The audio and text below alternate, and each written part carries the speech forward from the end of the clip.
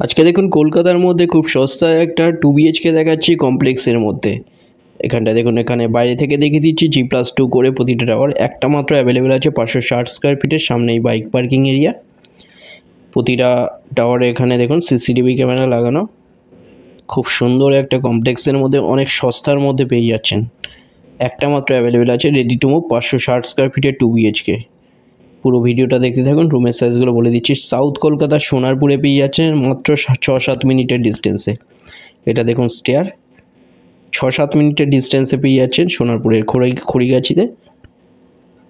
একটা অটোতে পেয়ে যাচ্ছেন সোনারপুর স্টেশন থেকে 2 কিলোমিটার ডিস্টেন্স। খুব ভালো একটা 2 BHK। এটা এন্ট্রান্স দেখুন, ডাইনিং 10 ফুট বাই 9.10 ফুটের। এটা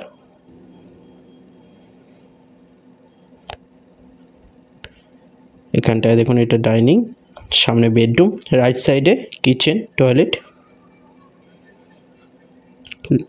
এখানটায় দেখুন কভার কিচেন আছে। এটা দেখুন বেডরুম, বড় বেডরুম। এটা এই বেডরুমের সাইজ 10 ফুট বাই 9.10 ফুটের বেডরুম। এটার সামনে বড় জানলা দেওয়া আছে। খুব ভালো একটা 2 BHK একটা মাত্র অ্যাভেলেবেল আছে এখন 560 স্কোয়ার ফিটের, মাত্র 18 লাখে পেয়ে যাচ্ছেন কোনো ব্রোকারেজ ছাড়া, ব্যাংক লোনের সাথে 18 লাখে পাচ্ছেন। দুটো নাম্বার দেওয়া আছে, যেখানে একটা কল করুন ভিজিটের জন্য, যে কোনো দিন ভিজিট করতে আসতে পারেন। এখানটা দেখুন সামনে বেসিন। এটা দেখুন বড় টয়লেট, 7 ফুট বাই 4 ফুটের বড় টয়লেট।